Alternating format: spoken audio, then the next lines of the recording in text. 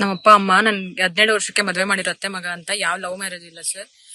ಅದಾದ್ಮೇಲೆ ನನಗೆ ಪಾಪು ಆದ್ಮೇಲೆ ಒಂದು 2-3 ವರ್ಷ ಚೆನ್ನಾಗೇ ಇದ್ದು. ಅದಾದ್ಮೇಲೆ ನನಗೆ ನಾವು ಅಲ್ಲಿ ಡಿವೈಡ್ ಆದ್ಮೇಲೆ ಮೆಂಟಲಿ ಟಾರ್ಚರ್ ಕುಡಿಯೋದು, ದುಡ್ಡಿನ ಪ್ರಾಬ್ಲಮ್ ಎಲ್ಲ ಇತ್ತು ಸರ್. ದುಡ್ಡಿನ ಪ್ರಾಬ್ಲಮ್ ಎಲ್ಲ ಇತ್ತು. ಹಂಗಾಗಿ ಕುಡಿದು ಹೊಡೆಯೋದು ಮತ್ತೆ ಮೆಂಟಲಿ ಟಾರ್ಚರ್ ಎಲ್ಲ ಕೊಡ್ತಾ ಇದ್ರು ಸರ್. ಹಂಗಾಗಿ ನನಗೆ ಆಗ ಫೇಸ್ಬುಕ್ ಅಲ್ಲಿ ಕಾಂಟ್ಯಾಕ್ಟ್ ಆಗಿದ್ದು ಸಚಿನ್. ಅವಾಗ ಅವ್ನು ನನ್ನನ್ನು ಚೆನ್ನಾಗಿ ನೋಡ್ಕೋತಾ ಇದ್ದ. ಅವನಿಗೂ ನನಗೂ ಹೀಗೆ ಲವ್ ಸ್ಟಾರ್ಟ್ ಆಯ್ತು. ನಾವಿಬ್ರು ಚೆನ್ನಾಗೇ ಇದ್ದು. ಇದು ಆಮೇಲೆ ನನಗೆ ಡೈಲಿ ಕುಡ್ಕೊಬಂದು ದೂರ ಇಟ್ಕೋಬೇಕಪ್ಪ, ಡೈಲಿ ಕುಡ್ಕೊಬಂದು ಮೆಂಟಲಿ ಟಾರ್ಚರ್ ಕೊಡ್ತಾ ಇತ್ತು. ಮತ್ತೆ ಹೊಡಿತಾನೆ ಇದ್ರು. ನಾನು ಅಂತ ಫ್ಯಾಮಿಲಿ ಯಾರಿಗೂ ಹೇಳಂಗಿಲ್ಲ, ಯಾಕಂದ್ರೆ ಮತ್ತೆ ಮಗನ ಮದುವೆ ಆಗಿದ್ದ ಅಂತ ಹೇಳ್ಬಿಟ್ಟು ಯಾರಿಗೂ ಹೇಳಂಗಿಲ್ಲ, ಎಲ್ಲ ಅವನಿಗೆ ಫೇವರ್ ಆಗಿತ್ತು. ಅದಾದ್ಮೇಲೆ ನಾನು ಹಿಂಗೇನೆ ನಾನು ಮದುವೆ ಆಗಿದ್ದ ಸಚಿನ್ ಅವ್ರಿಗೆ ಗೊತ್ತಿರ್ಲಿಲ್ಲ. ನಾನೇ ಅವನೆಲ್ಲಿ ಕಳ್ಕೊತೀನಿ ಅಂತ ಬೈದಲ್ಲಿ ಬಂದು ನಾನೇ ಮದುವೆ ಆದೆ ಅವ್ರನ್ನ. ಆಮೇಲೆ ಸಚಿನ್ ಅಂತ ಎಲ್ಲರೂ ಹೇಳ್ಕೊಂಡೆ. ಅದಾದ್ಮೇಲೆ ಮತ್ತೆ ನಾನು ಹೋಗಿ ಊರಲ್ಲಿ ಕಂಪ್ಲೇಂಟ್ ಕೊಟ್ಟಾಗ ಅವರು ಸಾಂತ್ವನ ಕೇಂದ್ರಕ್ಕೆ ಬಿಟ್ಟರು. ಅಲ್ಲಿಂದ ನಂಗೆ ಹೆಲ್ತ್ ಇಶ್ಯೂ ಇತ್ತು ಅಂತ ಹೇಳ್ಬಿಟ್ಟು ಅವರೇ ಬಂದು ನಾನು ಕರ್ಕೊಂಡು ಹೋದ್ರು.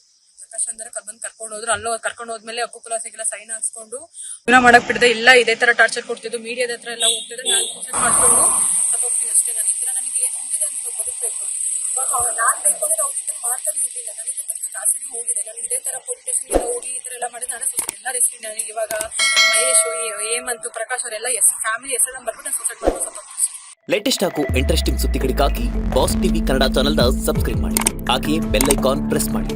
ಇದರ ಜೊತೆಗೆ ಫೇಸ್ಬುಕ್, ಇನ್ಸ್ಟಾಗ್ರಾಮ್, ಎಕ್ಸ್ ನಲ್ಲೂ ಮಿಸ್ ಮಾಡದೆ ಫಾಲೋ ಮಾಡಿ.